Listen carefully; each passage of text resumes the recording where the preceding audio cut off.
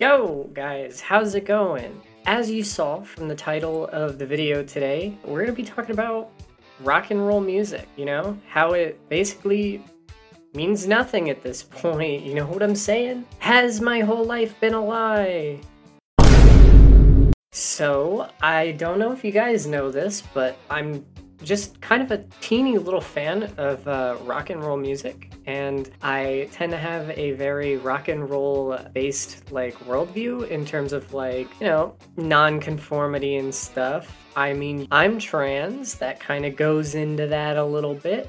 And just to give you a little bit of history into me, some of the people who kind of inspired me in my transition to womanhood, if that makes any sense, is people like Joan Jett, people like Blondie, like all those rock and roll women, the sisters from Heart, the big influences for me in finding out who I wanted to be and how I wanted to express myself.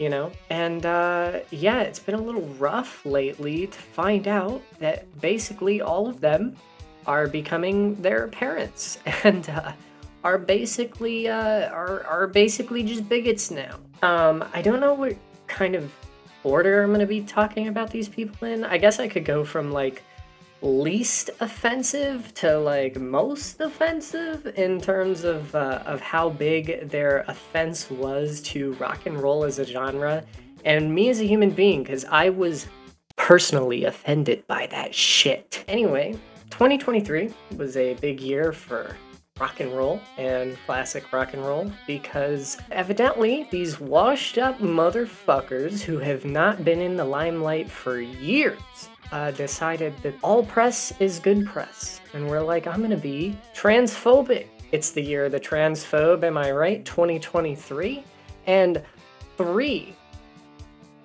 That's not 3. Let me try. 3.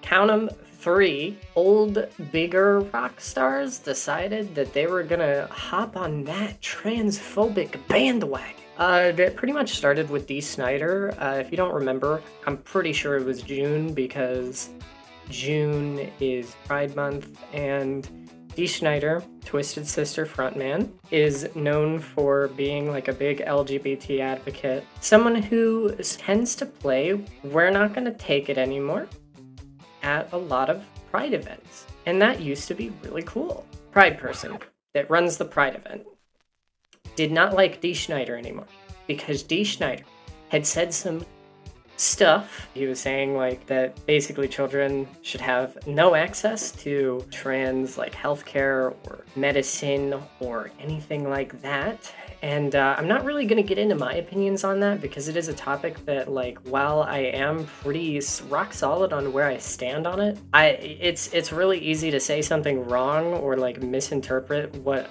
my own stance is, if that makes any sense, because I'm not really a cunning linguist, I'm not really very good with my words, if that makes any sense. But basically, I wouldn't say I stand with him, if that makes any sense. But yeah, so he was him and Twisted Sister not allowed to perform at that particular Pride event coordinator's events anymore because he came out with that. Anyway, he came out with a rebuttal to this. He acted like it was gonna be some big thing, he was like, oh yeah, in a couple days you guys are gonna regret your words.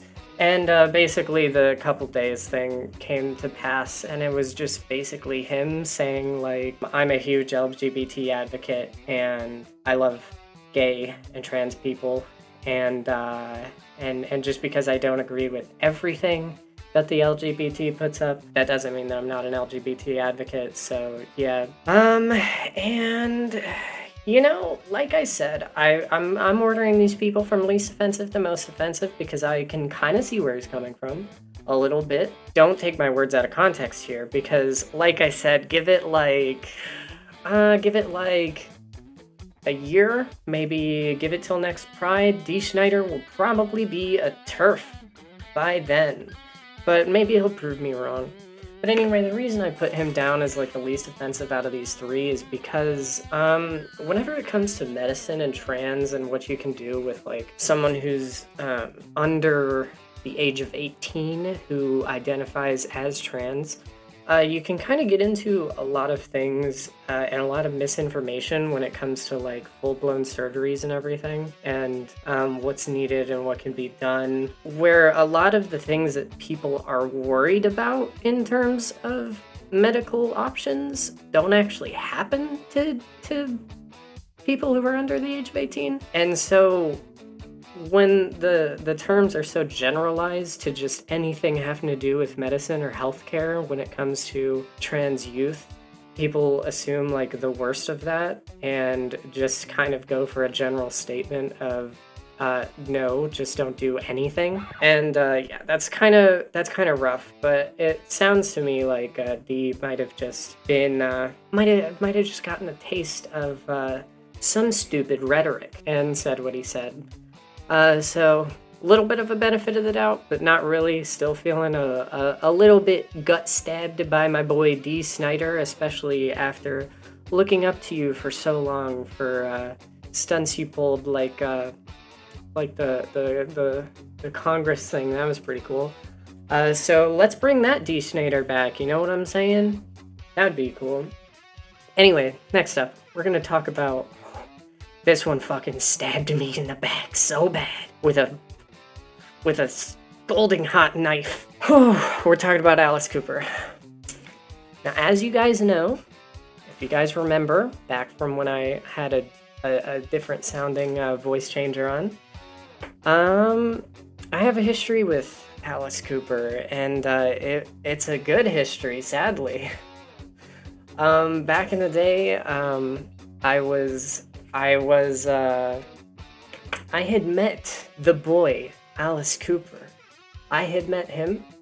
He was a friend of a friend, and he had specifically said the words, any friend of, I'll mask the name, I'll call him Ethan.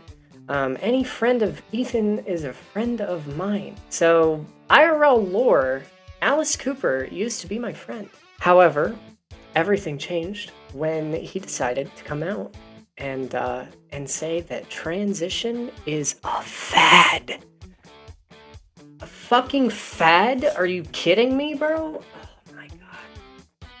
What an asshole, dude. Why would you say that?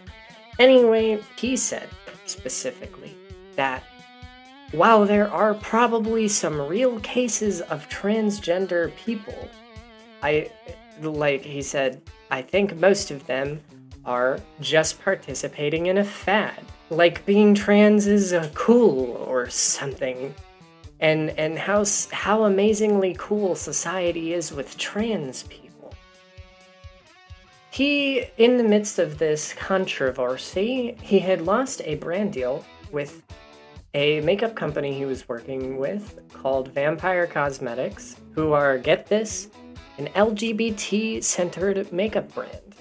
I think they're LGBT owned, and yeah, basically, Alice Cooper, a cisgender male with a legal name change to Alice, who wears his long hair with makeup, leather threads, and stiletto heels, was like, basically, he was standing in his glass house going, oh man, this stone looks pretty weighty.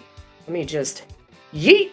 Basically, it's a moment. You know what I'm saying? And the one that I feel like their offense has been the worst. This one came up right at the end of 2023, near mirroring the heartbreak of Carrie Fisher's death.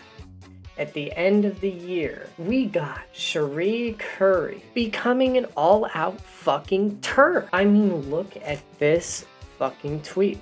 Look at this tweet.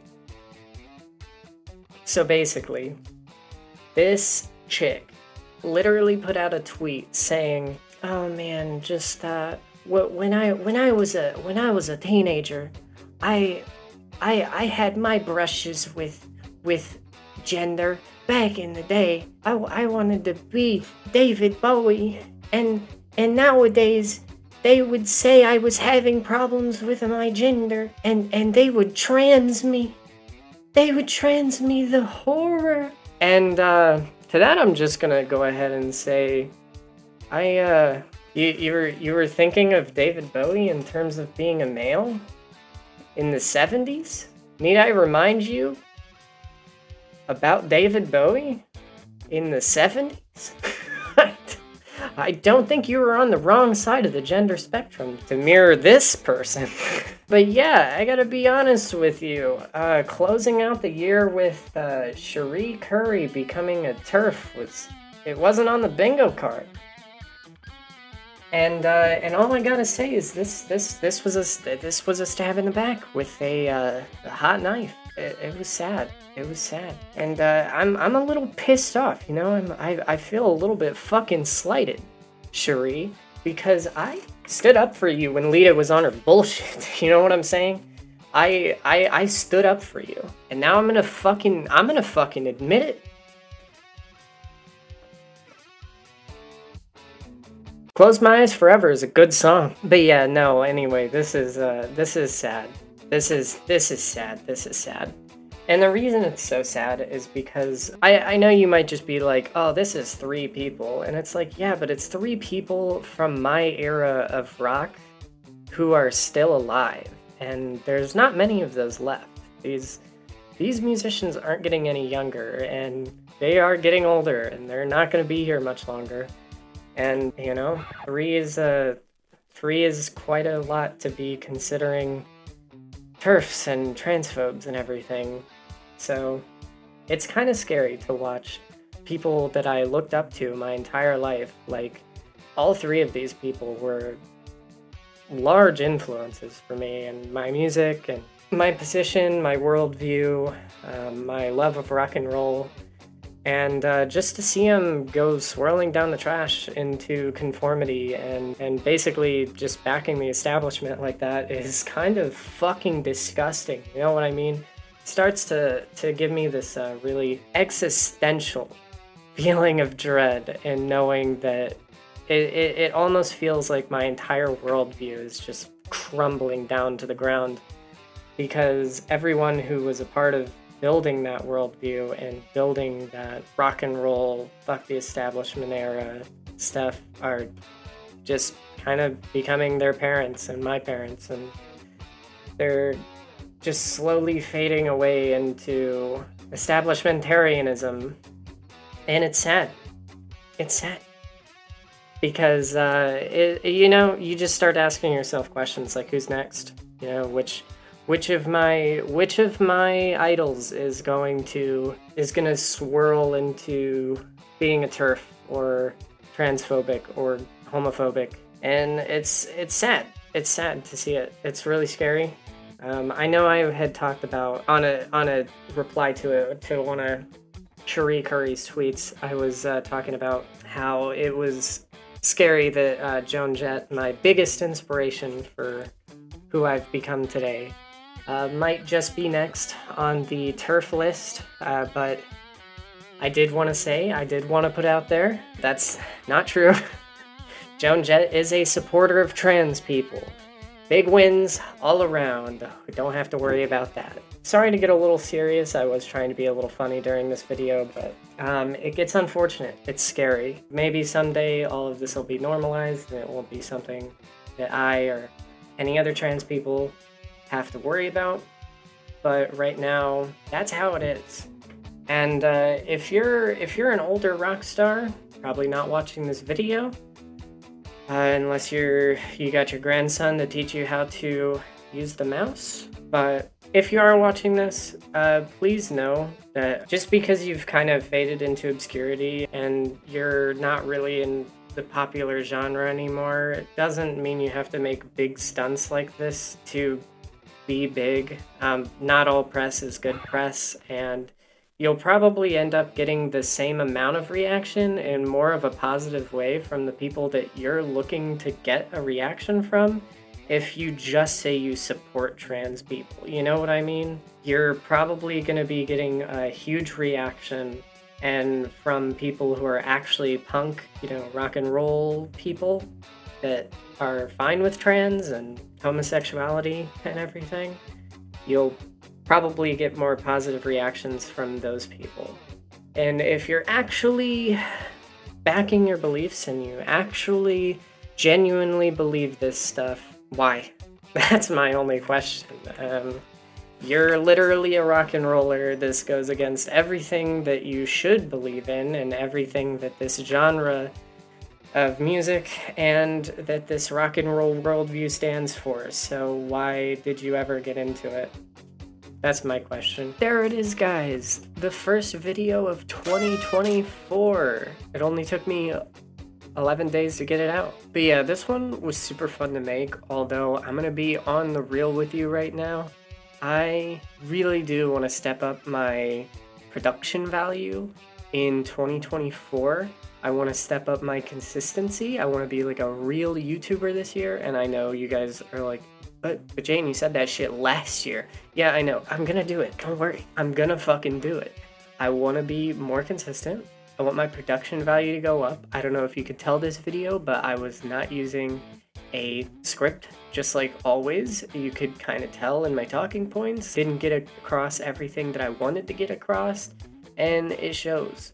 And from now on, I really do want to script videos and edit in a way that just kind of flows and is seamless and is fun and engaging, and I really want to step up that quality. And yeah, I'm really gonna start trying to bring a bump into everything in 2024. And while the consistency might be a little spread out, I do want to be consistent and upload more than every like 6 fucking months. I did really want to thank all of you for sticking with me in 2023. I know it was a slow year. I appreciate every one of you who have stuck around with me, especially through a complete content change and a long hiatus. And it really fills me with hope, especially seeing like that Chucky video that I did out of the blue randomly get like over 100 views in the first 3 days that it was out. That was amazing. It shows me that there are people still here that still want to see the content, and trust me, I'm still here and I still want to make the content. I'm still going through that move that I've been talking about for like a year now, but I'm going through it. I'm finally gonna do it at some point, and I am excited to bring you more videos and more high quality videos in the future. Thank you for staying with me. 2024 is going to be a fucking bomb-ass year. Maybe because the bombs might actually drop. We don't know yet. But yeah, thank you for watching this video out of all the videos on YouTube. There are so many of them on this website. And yeah, I think that's going to do it for me, guys. Chin chin.